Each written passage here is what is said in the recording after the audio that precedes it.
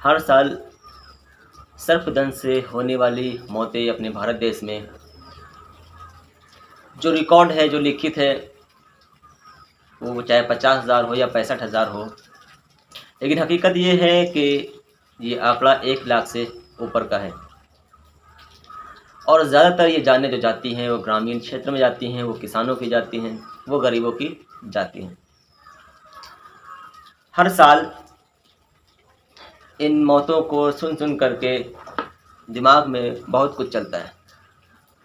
एक snake saver होने के नाते क्या हम कुछ नहीं कर सकते हैं? यही बात मन में कई सालों से चल रही है। लेकिन फिर भी एक चीज़ आती थी मन में कि कुछ तो होगा, हम कर सकते हैं। ये रिकॉर्ड जो अपने भारत देश का है कि दुनिया भर में सबसे ज़्यादा जो मौतें होती हैं वो अपने इंडिया में होती हैं, अपने भारत में होती हैं। लेकिन ये गर्व के लिए नहीं है, ये शर्मनाक है। आखिर क्या करें ये शर्मनाक आंकड़े को, इस शर्मनाक रिकॉर्ड को हम गर्व में बदल दें कि हम फ़ख्र से कह सकें कि हाँ, हमारे भारत देश में मौतें बहुत कम होती हैं। कुछ बिंदु पर काम करना पड़ेगा, कुछ नियम बनाने पड़ेंगे और अकेले तो नहीं होगा, लेकिन अगर हमारे साथ में वाइल्ड लाइफ फॉरेस्ट डिपार्टमेंट और सरकार का सहयोग रहेगा तो ये बहुत जल्द हो जाएगा। तो दोस्तों, इसी पर कुछ बिंदु पर हम बात करने वाले हैं, जिन बिंदुओं पर अमल करने से, जिन बिंदुओं पर को लागू करने से, नियमों को लागू करने से हमारे भारत देश में जो स्नैक बाइट से होने वाली मौतें हैं, जो सर्पदंश से होने वाली मौतें हैं, वो बहुत ज़्यादा कम हो जाएंगी। जी हाँ दोस्तों, हम बताना चाहेंगे, उन्हीं कुछ बिंदुओं को आपके सामने रखना चाहेंगे। और उनको रखने से पहले मैं एक बात और बता दूं, अगरचे इनमें से कुछ आप और इम्प्रूवमेंट करना चाहेंगे, कुछ चीज़ें बढ़ाना चाहेंगे, कुछ अच्छा करना चाहेंगे इसमें, तो आपका वेलकम है। आप हमारे व्हाट्सएप हमें कर सकते हैं, कॉल पे बात कर सकते हैं, या नीचे कमेंट में भी आप कुछ जो भी आपकी राय हो ज़रूर पेश कर सकते हैं। तो दोस्तों, शुरू करते हैं उन बिंदुओं पर जिनसे हम भारत में होने वाली सर्पदंश से मौतों को कम कर सकते हैं। तो दोस्तों, सबसे पहला क्या है कि जो रेस्क्यूअर्स हैं भारत के अंदर, जो जितने भी रेस्क्यूअर्स हैं, सांप को पकड़ने वाले हैं, रेप्टाइल रेस्क्यूअर हैं, इन्हें हमें क्या करना पड़ेगा? इन्हें हमें एक धागे में पिरोना पड़ेगा। इनकी लिस्ट तैयार करनी पड़ेगी। कम से कम एक ज़िले से एक रेस्क्यूअर की लिस्ट तो होनी चाहिए। क्योंकि मैं लखनऊ से हूँ, तो मैं यूपी से इसकी शुरुआत करने की कोशिश कर रहा हूँ। तो जो उत्तर प्रदेश की जो लिस्ट है स्नैक रेस्क्यूअर की, वो लगभग कंप्लीट होने वाली। कुछ ज़िले रह गए, वहाँ से भी रेस्क्यूअर्स मिल जाएंगे तो लिस्ट कंप्लीट हो जाएगी। तो सबसे पहले हमें क्या करना, रेस्क्यूअर्स को एक धागे में पिरोना है, एकजुट करना है। दूसरा बिंदु क्या है कि इन्हीं रेस्क्यूअर्स को हमें कुछ नियम बनाने पड़ेंगे जिनके आधार पर ये रेस्क्यू करें। और वो नियम जो होंगे, जाहिर सी बात है, ऐसे होंगे जो वाइल्ड लाइफ का उल्लंघन ना करें। यानी वाइल्ड लाइफ ने जो नियम बनाए हैं उनका उल्लंघन ना हो। उनमें कुछ ऐसे नियम बनाएंगे इन नियम बनाने पर क्या होगा जब ये नियम बनेंगे तो जो आप देख लोगे, हर साल नए नए लोग रेस्क्यूअर बढ़ रहे हैं और वो स्टंट करने लगते हैं अपने आप को फेमस करने के लिए। सबसे पहले वो क्या करते हैं, कहीं ना कहीं जीवों से प्यार तो एक अलग बात है, लोगों की मदद भी अलग बात है, कहीं ना कहीं वो खुद के लिए ही आ रहे हैं और ख़ुद को फेमस करना चाहते हैं और शायद यूट्यूब से पैसा कमाना चाहते हैं और बहुत सारी चीज़ें हैं। खैर, पैसा कमाना गलत नहीं है, लेकिन सही तरीके से कमाया जाए। तो स्टंटबाजी को ख़त्म किया जा सकता है इन नियमों के तहत। जब हम नियम बनाएंगे तो उन नियमों के तहत हम स्टंटबाजी को ख़त्म कर देंगे, जिससे कि बहुत सारी मौतें यूँ ही ख़त्म हो जाएंगी, यानी कि मौतें नहीं होंगी। तीसरा बिंदु दोस्तों यह है कि इन्हीं रेस्क्यूअर्स की हम ट्रेनिंग करेंगे। जो लोग अच्छे हैंडलर हैं उनकी तो बात अलग है, कुछ ऐसे हैं जो अच्छी तरह हैंडलिंग नहीं कर पाते हैं, उनको हैंडलिंग की ट्रेनिंग देना, साथ ही साथ में सांपों की जानकारी देना, ताकि इनसे जो हम वर्क लेना चाह रहे हैं, इनसे जो हम जागरूकता के प्रोग्राम करवाना चाह रहे हैं, वो आसानी से हो सके। तो सांपों के बारे में इनको इन्फॉर्मेशन देना, इनको जानकारी देना, इन रेस्क्यूअर को, ये होगा तीसरा बिंदु।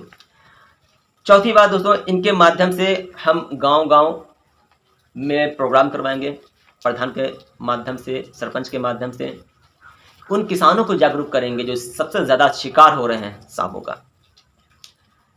प्रोग्राम में क्या बताया जाएगा, किसानों को सर्पदंश से कैसे बचें, अगर हो जाए तो उसका कैसे इलाज करें, और जहरीले सांपों की पहचान। इन 3 चीज़ों पर फोकस किया जाएगा। साथ साथ में स्कूल में, कॉलेजेस में भी हम इस तरह की प्रोग्राम रखेंगे। दोस्तों, अब जब हम इस तरह का जागरूकता का अभियान चलाएंगे, प्रोग्राम चलाएंगे, मीटिंग्स करेंगे, तो जाहिर सी बात है कुछ ऐसे लोग ज़रूर होंगे गांव में जो इन बातों को अनदेखा करेंगे और स्नेक बाइट होने के बाद में फिर भी वो झाड़ फूँक करवाने के लिए जाएंगे। तो ऐसे में क्या करें? ऐसे में जो 5वां बिंदु वो काम करेगा, हम झाड़ फूँक करने वालों के ऊपर सख्ती से कार्रवाई करें। इन पर इतनी सख्ती की जाए, इन पर 420 के मुकदमे फाइल किए जाए, एफआईआर किया जाए और इनको सख्त से सख्त सज़ा दिलाने की कोशिश की जाए, ताकि इन लोगों में इतना डर बैठ जाए कि जब भी इनके पास में कोई सर्पदंश का कोई मरीज़ आता है तो वो उसको खुद ना लें और दूर ही से बोल दे भाई इसको हॉस्पिटल लेकर के जाओ। अगर ऐसा हो गया तो मरीज़ के पास फिर एक ही ऑप्शन रह जाएगा और वो है हॉस्पिटल, एंटीवेनम। तो ये बिंदु काफ़ी अच्छा वर्क करेगा। अब दोस्तों छठा मामला ये है कि जब हम इलाज करवाने जाएंगे, यानी कि झाड़ फूँक से बच गए और हम इलाज कराने जाएंगे, तो डिस्ट्रिक्ट हॉस्पिटल बताया जाता है, लेकिन डिस्ट्रिक्ट हॉस्पिटल फिर भी कहीं 25 किलोमीटर, कहीं 50 किलोमीटर पड़ता है। और कई ऐसे हमने मामले देखे हैं, यूपी की मैं बात कर रहा हूँ, जहाँ पर डिस्ट्रिक्ट हॉस्पिटल में भी एंटीवेनम नहीं मिल पाया है, वहाँ से रिफ़र किया जाता है, मरीज़ की हालत गंभीर हो जाती है।